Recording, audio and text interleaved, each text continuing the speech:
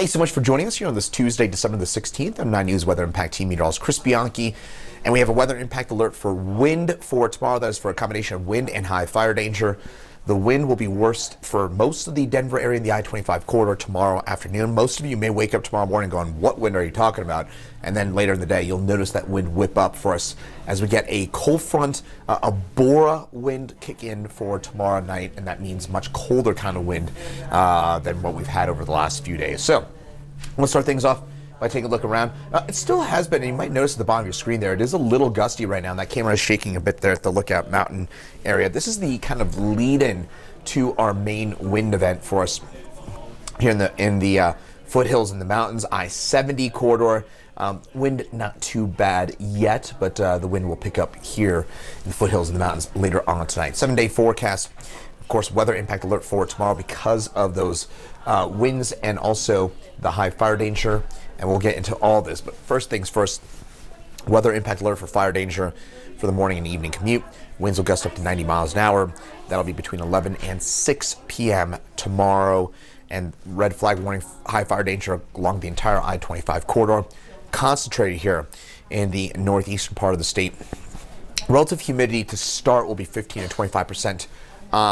The little bit of good news with this event is that relative humidity will rise as the wind picks up. That's because of the Bora, B-O-R-A, nature of this wind, which will cool us down, but that'll also increase the amount of water within the air, and that will make it a little less in the terms of the potential here for rapid wildfire spread. But still, there's going to be that high potential tomorrow, hence the red flag warning.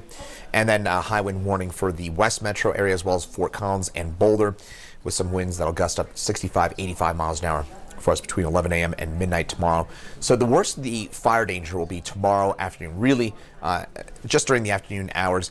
Then as that Bora front moves through, we actually may even see a few rains, graupel showers tomorrow night in the metro area.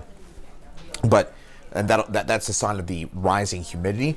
But the high wind warning, that'll be in place through midnight tomorrow night. So just to break this down a little bit for you, again, high fire danger tomorrow afternoon, high winds basically through the day and tomorrow night for us here along the Front Range as well as through the mountains west of Denver. Wind gust forecast tomorrow morning. Again, even this is noon tomorrow. It's whipping along the Peak to Peak Highway. It's whipping for us in the I-70 corridor between Idaho Springs and about the Eisenhower Johnson tunnels. But you might notice that, for example, in Denver and most of the metro area, wind is going to be fairly tame. A bit of a breeze, maybe some brief pushes of some briefly gusty winds, but for the most part, wind's not going to be a factor until tomorrow afternoon.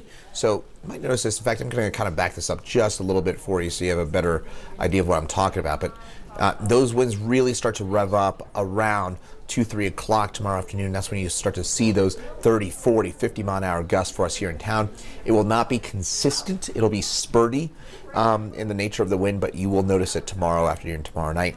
Then that wind gradually dies down tomorrow night and into Thursday morning. That said, notice in the foothills, still whipping in the foothills. The wind's going to be longer lasting in the foothills and also, of course, a bit on the stronger side there as well. Here's what's causing it. High pressure, low pressure difference. It's a tight pressure gradient. Air flows from high to low pressure. And when we're stuck in the middle of two strong areas of high and low pressure like we are in Colorado, well, we just get all the wind and we get basically nothing else. Area low pressure tracking well off to our north. That is going to create that pressure gradient, and that will accelerate our winds for us for tomorrow. And then that, as that low moves away, that pressure gradient dissipates, and that will lead to calmer conditions. Otherwise, the other story here, folks, today, day number 8 in a row at or above 60 degrees. That is extremely unusual for us. In fact, we've gotten close to 70 degrees for us here across parts of the metro area, but day number 8 in a row at or above 60. That is the latest we've ever done that in a calendar year in Denver. And it's only the second time on record we've done that in the month of December overall. The other time was back in 1939. So again, really weird for us to be in the 60s this many days in a row, but we are continuing with this 60-plus streak, even 70s right now in the Eastern Plains. 7-day forecast. We are certainly keeping an eye on that weather impact alert for tomorrow, and of course that will be our main story for us here as we head over the next couple of days, with those winds gusting up into that 60, 70, maybe even 80 mile an hour threshold in parts of the metro area. Other thing I kind of want to just summarize for you, those high winds again, 11 a.m. through the evening, travel impacts, blowing objects, I-25 foothills, and of course the Excel power outages that may be shut off. They may shut off power because of that in the west side of the metro area. Final thing I want to leave you with, just because I'm getting this question a lot, tell you what here, folks, Christmas Day, it's looking like it's going to be in the 60s for us here in town.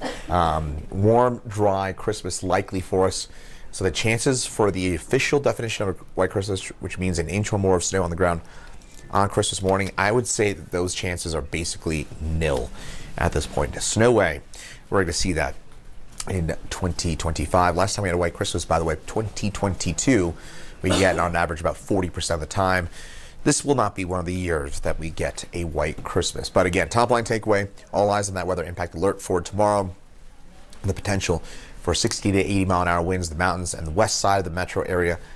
Most Boulder, Fort Collins, your Golden and the heart of the lower elevations, your wind generally will be closer to that 60 mile an hour range, while some brief bursts may get up into the 70 to 80 threshold. But again, we're mostly talking about some 60 mile an hour winds tomorrow, and the peak of those winds tomorrow afternoon. Don't be surprised tomorrow morning if you wake up and you go, what wind?